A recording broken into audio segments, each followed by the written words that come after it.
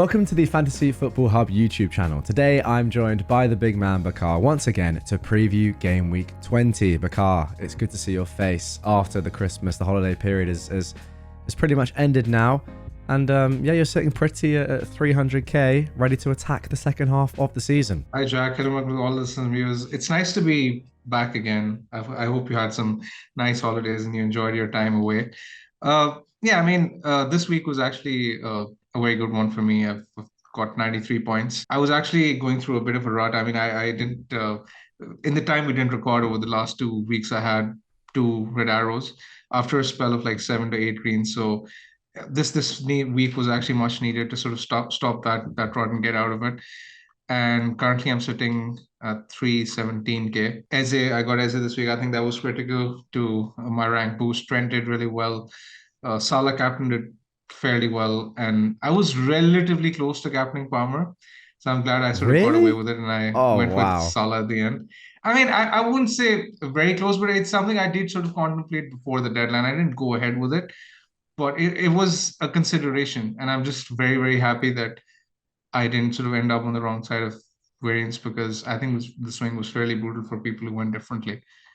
Yeah, I think, to be honest, looking at your team, yeah, Trent did well, Pedro did well. I just love like the Eze and Burma Rogers points. Maybe it's because I don't have any of them, but that is what you want from your midfielders. Like, that is super solid from players that aren't worth a lot of money. Also, it always helps when the player that you transfer in and you went from Bruno to Eze does so well. Yeah, I mean, we missed the Bruno red card.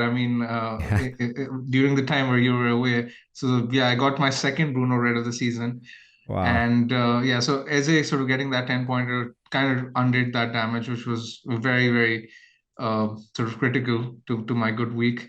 And I think Eze versus Sar was a 50-50 call as well. So that was another one that sort of I got lucky with, because Sar, his underlying data was more or less at par, if not better than Eze's actually.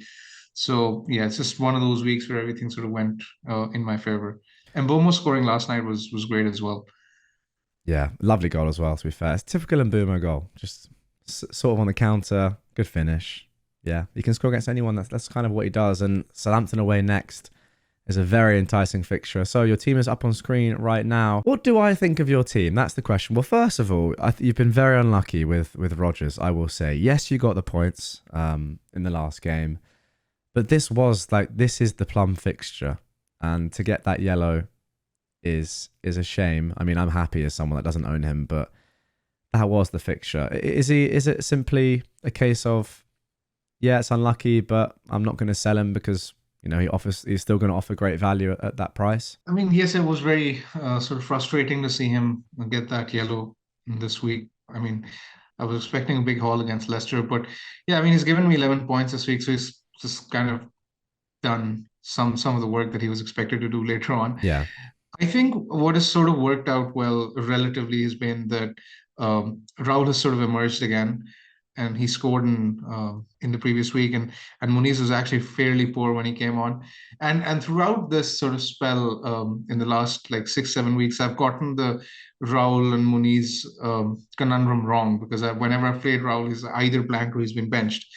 But I generally think he's going to start at home to Ipswich, because he was actually pretty good, and Fulham were sort of poor when Muniz came on. So I'm expecting Raul to start, and I'm hoping that he can sort of make up for Rogers missing out. So that's something which has kind of worked all right.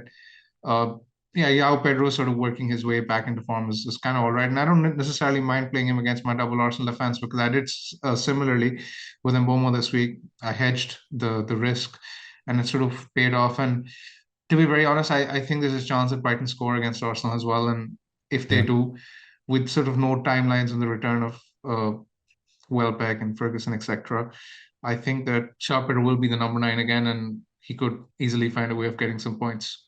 Yeah, I like a hedge. I think I've said this in quite a few videos actually this year, that a lot of managers are actually a lot of content creators, and I'm not saying this is like they're wrong, but a lot of content creators that I see are sort of anti-hedging, where if you're playing a defender from a certain team, you'd rather not play the attacker from the team they're playing against.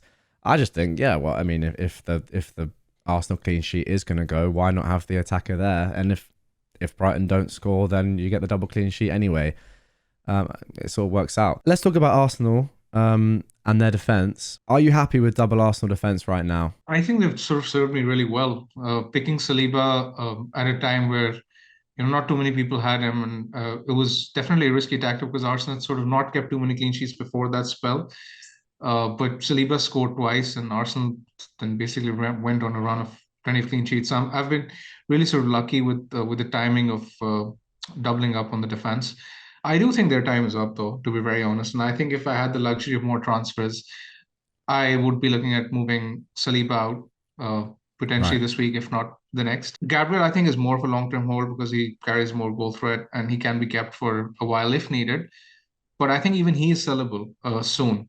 So yeah, I think it's probably overkill to have double Arsenal defense at this point. I would probably have one. And after next week, I think it's even viable not even have one.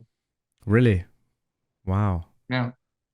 I mean, the fixtures are turning, right? And Yeah, I don't know if I can ever sell Gabriel. I mean, he's such a threat. yeah, In any game he could score. But I do agree with you in terms of the double Arsenal defense. As a Timber owner, it's maybe a slightly more easy sell for me this week. But yeah, maybe it's time now to sort of downgrade. my point was that, I mean, they are one of the best defense in the world. But if there was ever a sort of time to jump off them, especially because a lot of people now need funds for, let's say, Isak, Trent, etc. And if people are struggling to find funds, then maybe selling an Arsenal defender to someone like a Munoz or Hall or Anderson or a Castan could work out because those teams, Fulham, Palace, Newcastle, have a really good run of fixtures from next week onwards, right? So it does sort of free up the funds if needed to let's say jump on other assets. And in terms of potential defenders that you would go to, Trent is the obvious one if you're moving up. But if you're moving down, there are a lot of options in that sort of mid-price defender bracket, or even cheaper as Yeah. well. Immediately, if you just had to give me one name, where would you go? I think I will almost certainly be selling Saliba next week, and I will be having to make this decision. So I was Okay. hoping, because I'm not exactly absolutely set on the replacement, I was hoping that one extra week of info would give me a bit more clarity in deciding who the best pick is. But currently, on the top of my head, I think Hall and Munoz are the ones I would target. I think it's realistically between those two. If you want to free up even further cash, I think going for someone like an Anderson or Castan is perfectly viable as well. But I think I will very likely go with one of Hall or Munoz because of the fixtures and because of what they offer. See, I'm thinking of doing Timber to one of these two this week, and I think if I was doing it next week, I would go for Hall just because the entry point is next week for the Newcastle Really? defense. It's not really this week. But this week I'm tempted to go Munoz, and I'm thinking to myself, should that really affect my decision? Just one game week, but I do like the Palace Is fixture it slightly more this week, to be honest. is it too much? Is it too much of a difference though? Because like you'd I think expect it is. Chelsea to I really think score, it wouldn't is. you? I don't know. I would expect Tottenham to score in that game, and I don't know. Maybe I'm being negative as a Chelsea fan, which I do often. I do catch myself doing that sometimes, slightly pessimistic. I'm slightly. I think it's going to be a tough game. Palace away. I think it's going to be low scoring. I think it could be 1-0 either way. Could even be 0-0, 1 or something like that. And also, I do just love the upside of Munoz. I know Hall has been great, got another assist, but that goal threat for Munoz is crazy, Yeah, and I do I want a hear bit of you. And that. his if you look at his short map over the course of the season, it's really bizarre to see why he has just two goals, right? It's Mm. really, really tricky. But my sort of counter argument to that was that do you think that let's say Munoz's fixture this week is that sort of better to advocate picking him over Hall if you genuinely believe that Hall is the better pick from 21 onwards? Because currently I don't think that I'm not sure whether Hall is the better pick from 21 Yeah, onwards. I mean he may or may not be. Right. So it's a very tricky one. That's why I'm sort of glad I don't exactly have to make the decision this week. no, I agree with you, and I don't think that Hall is necessarily the better pick from next week. I just think like the entry point just looks a Yeah. bit nicer. So if I was sure he was the better pick overall, yeah, then I'd be fine going with Hall.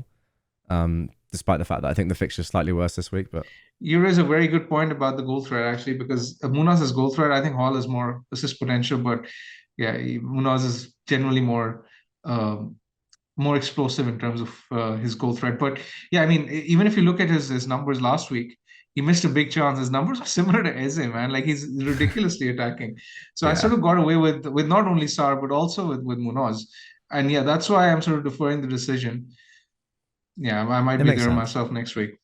So overall, then, in terms of your thoughts for your team, before I ask you a few more general questions, are you thinking of rolling? How many free transfers do you have? Jack, so I have two free transfers and I have 2.4 million in the bank. That was basically the cash that I freed up from the Bruno to Eze transfer last week. So with 2.4 million in the bank, two free transfers. Uh, I could use two free transfers, but I think I will almost certainly be doing one. And I think the Okay. transfer is very, very obvious. I don't think it takes rocket science to guess what my transfer will be. Looking at my team, I don't own Isak, I own Solanke. And my realistic route to Isak is through Solanke. So I'll be selling Solanke to Isak. Not necessarily because I think Solanke is a terrible asset. I think it'd still be all right. But the fixtures after this week, Arsenal away, Everton away, aren't exactly the best. And I just can't go without Isak basically because his numbers, underlying data output has been ridiculous. And in Yeah. this form, I've done so really, really well in terms of my FPL rank in the last 8 to 10 weeks. But I think the only sort of reason where I haven't even climbed higher has been single-handedly has been Isak because he seems to be decimating whatever gains I'm making every week. And I think it's sort of time to put an end to that and just accept and take the L on Solanke and get Isak in. With the fixtures are just ridiculous from this point onwards. I completely agree with you. To be honest, I didn't actually realize you didn't have Isak. I don't know. I feel like he's just in every team now. But yeah, he definitely is a priority transfer. And if anyone doesn't have him, now this is where it gets really really interesting. And I'm so keen to hear your thoughts on this. The recommendations from Fantasy Football Hub are actually to use both of your transfers. And I actually think I think this is gonna interest you. So one of the recommendations is to sell Saliba. Now the recommended transfer in here is Dean, but don't necessarily think of Dean in your mind. Think of the defenders we've just been talking about, right? So Yeah. Munoz, a Hall, whatever you want, that sort of price range. Dean will always tend to do well on these sort of metrics, but this is where sort of personal bias comes in. Do you want Dean, knowing the history of him as a player? But imagine that sort of price range of player in your mind. And the other transfer with that money is you can upgrade Raul Jimenez to Isak and therefore keep Solanke. Does that interest you at all? It does. It does. And I have sort of contemplated the idea of playing around with it. And that's why, Isaacin is a priority, but yes, I can take different routes. You raise a very good point, and so does the algorithm. I think there are one or two things that I sort of need to answer with this. If I make this transfer, it effectively locks me out of two things that I might want to do in the future. The first is maybe get a third Liverpool in the form of Allison, if Okay. need be, for the double. And the second is to potentially sell Mbomo uh, next week because I mean Brentford have City at home and Liverpool at home Yeah. in game week 21 and 22.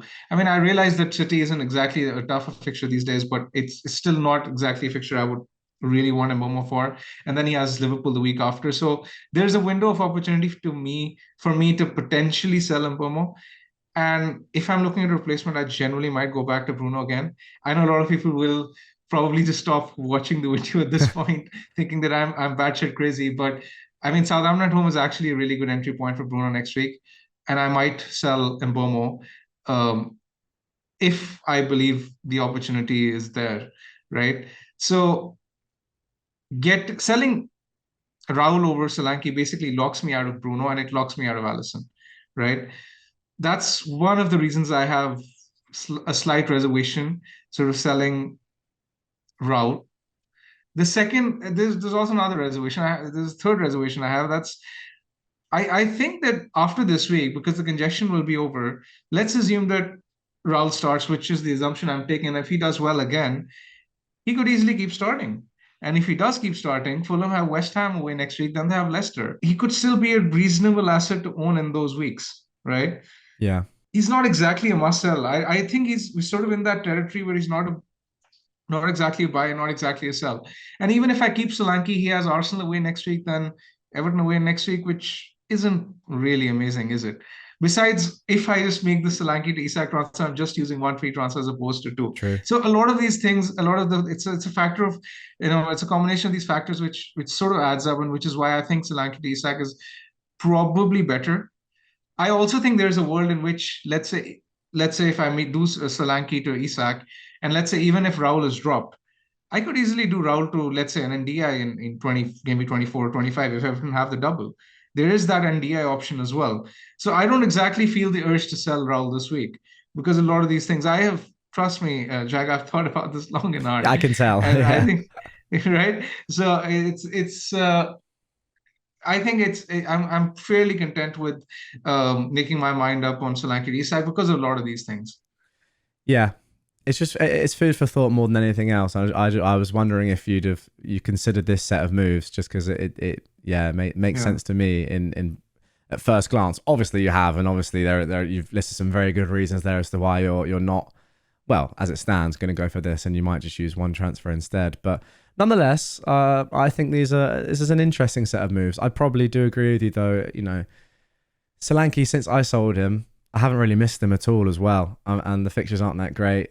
And if you can just get to Isak in one transfer, especially given that Jimenez has a good fixture this week, and I think the reason he's not doing as well here and on metrics is because of the expected minutes. But if you're confident in his minutes enough to keep him for a while, then I see nothing wrong with that at all. But yeah, interesting set of moves on screen nonetheless. And guys, as always, if you would like to see your own personalized recommended transfers by AI, sign up to Fantasy Football Hub down below. If you're not sure about what to do this week or in future game weeks, or if you just want a sort of second opinion that's backed by all the stats, all the data, all the prediction sort of models, etc., then I could not recommend Fantasy Football Hub enough.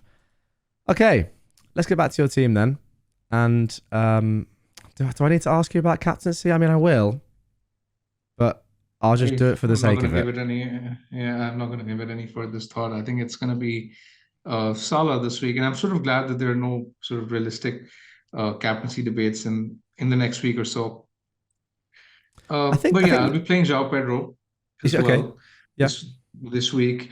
My bench will be Mikalenko, Colwell, and Rogers. I'll be starting Flecken. So the only sort of thing that I don't exactly like in my team is the goalkeeper, and I want to sort of give myself the flexibility of having as many free transfers next week or the week after, because I look at a lot of players that I may or may not want in the coming weeks. For example, I've mentioned Allison, I've mentioned Bruno. I'm not exactly sure about Konate's fitness either, whether or not he's fit. If he's fit, I might want him, but it doesn't look like that he'll be fit. And besides, we sort of need further information on when Liverpool's double is likely to be, whether it's likely to be 24, 25, or at any point later. And then we also need clarity on how the Gameweek 29 blanks are going to shape up, because that's going to affect chip strategy to quite a large extent. So as things stand, there are teams like Chelsea, Arsenal, Liverpool, Newcastle. I mean, these teams could effectively end up blanking in 29, and that's going to be that might even cause chaos, because even though it's like 3 or 4 teams, these are the teams a lot of people own players from, right? So my strategy is to have as many free transfers as I possibly can, heading into sort of the stretch of fixtures that we have coming up, so that I can then navigate those upcoming fixtures quite easily. Yeah, makes a lot of sense to me. I do think if you're not sure about your team in this week especially, and in future weeks, the best sort of protocol is to be pretty safe and sort of let things happen. But let's round off this video, and I'm sort of springing this on you, so I'll give you a few seconds to think about it if you want. But the second wildcard is now in play. Now, I know that you wouldn't want to use it as early as this, and normally we would say just to wait until the doubles and pretty much later on in the season where it can be more effective. But I just want to get your thoughts on your sort of general wildcard template if you were to be on a wildcard right now. Some managers out there might be thinking, I really don't like the look of my team. It's time to just use it. We can deal with the doubles later on, etc. Where would like the majority of your money be going? How different would your team be on a wildcard to what your team is now? I don't think it would be too different. I think I'd have triple Liverpool to begin with: Salah, Trent, Allison as well. I would have Eze. I think he offers terrific value. I think I would have Palmer. I would have Isak. I think these are the obvious ones. João Pedro, I'd also keep. I think he's a good asset to sort of keep for the times to come. Apart from this, it is sort of relatively tricky. But would I pick Watkins? I don't think I would actually, because I think after this week, Duran will come back and he Yeah. might eat into his minutes. So I'm not sure I'd pick Watkins. And I would sort of limit my Arsenal exposure as well, because their fixtures, as mentioned, aren't exactly great in the weeks to come. So yeah, I would definitely pick Lewis Hall. I would pick Daniel Munoz. That would form the core of my defense. I would pick a cheap Fulham defender as well, along with Trent. So that would be my defense. Keeper would be Allison. In midfield, you can, for example, say Eze, Palmer, Salah. Uh, Maybe Semenyo and one more. I guess the fifth can be. I think I would pick Bruno, to be very honest. I think I would, because of the fixtures from 21. And then the three up top can be Isak, João Pedro, and the third can be. I mean, it's funds dependent. I'm not sure whether Chris the Wood funds is would the maybe answer. Solanke. Chris Chris Wood Wood, is yeah, the sorry, answer. Chris Wood. Come Yeah, on. that's well said. I was gonna, yeah, I completely forgot about him. By the way, if anyone's looking for a Cunha replacement this week, Chris Wood is the answer. Yeah, You I'm think fairly so? certain about it because yes, because he sort of falls in a similar price point. The fixtures are all right from an attacking point of view, and his minutes are completely safe, right? So as mentioned earlier, Raul I think is a don't buy, don't sell. But after this week, I don't have much confidence in his minutes unless he performs really well. But with Chris Wood, you know that he's going to keep playing, and the fixes are all right. So I think it's a like for like replacement. I don't think a lot of Cunha owners need to think a lot about this uh, with Chris Wood. Okay. I think that will do it for this one. We've covered most things, so we've not missed anything glaring, have we, Bakar? That you can think of? Or maybe what to do with for those with Timber. I think Timber is a sell personally. I mean, yeah, we've spoken about it a little bit, but yeah, you, in theory, you can bench him and then bring him back into the team, but the Arsenal fixtures aren't great anyway. Exactly, that's what I was going to come to, right? We've already spoken at length about the Arsenal fixtures, and I think after this week he would have been a sell anyway. So if he's suspended, you sell him this week, and you get one of Munoz or Hall in, depending on whichever one you like. That will be my transfer, almost definitely. Yeah. I've got 2 free transfers. I could bench him and play Mikalenko, but I'm leaning towards getting rid of him anyway, just because of, as Bakar said, the fixtures are tough. I'm not sure if I want double Arsenal defence going forward. And yeah, when you have Munoz there, I'm slightly favouring him over Lewis Hall just from doing it this week, as Yeah. aforementioned in this video. But yes, I think that's what I'll be doing. Just this week one with my last transfer. question, which a lot of people might be interested in, is that there are plenty of people who have Rogers as, let's say, their seventh attacker, and you don't exactly have the luxury of an eighth attacker. What would you do in that case? That's a very tricky one. I think Oh, if you can afford to upgrade him to someone like a Sar or Eze, that's what I would do. would you? I just don't know about selling him though. He's so good. I would just try and upgrade your 8th player. If he's your 7th, or just play your 8th attacker this week, and just say I'll take the hit. I don't know. Just Rogers is such a season keeper for me. I don't have him, and I'm pretty scared of Oh, him most weeks these days. It seems. I don't plan on selling him in the next 2 to 3 weeks, but he has Arsenal away, then Everton away after this week, and this week is a blank, right? So there is a case to be made to sort of sell him. Yeah, but then it's West Ham at That's the home, thing. Wolves away, Ipswich at home. You don't have to play him in those That's the time, games. but that's the time you can even go to someone like a McNeil for the double. So you don't I, exactly need Rodgers anyway. I really hope that all of you watching and you, Bakar, and everyone else goes for as many Everton players as possible. Please do that. If you do that, I think that is terrible. I only think it's terrible to sit. I might even sell Mikalenko that week. Seriously. No, I'll like Mikkel. I'll have Mikalenko. I'm not going anywhere near any Everton players. I don't even care who they have in the double. No chance. No Yeah, attackers. I'm gonna save and timestamp this for reference, Sure. because if the Everton double falls in 24, Everton are gonna have Leicester at home, and I will see how you don't end up with any Everton player in your team. No, I have Mikalenko because I've got him already. But there is zero chance in the world I will ever go for McNeil. And then outside of that, who is there? And Nah. And Pickford He's not maybe. got. And Dye's output is poor. He has 1 return in the last 10 games. No chance. Pickford maybe, but I have Alisson already, so not for me. But Yeah, I so wouldn't say not that for you, yeah. Pickford's a good pick. If you were going to double on defense, fine. I still wouldn't recommend it, but they are a good defense anyway. But Everton forwards or attackers, absolutely no chance. And what a way to end the vid by talking about Everton attackers. Let us know in the comments down below. Are you looking at Everton players or Everton forwards in particular for the double game week when that is announced? I'm interested. Okay, BAKAR, that is going to do it for this one, I think, then, my friend. Thank you very much, as always, for your tips and advice. Yeah, Thank good you luck very much, to all of you Jack. guys Thanks as for well. having me. Take care. Take care, guys. See you on the next one.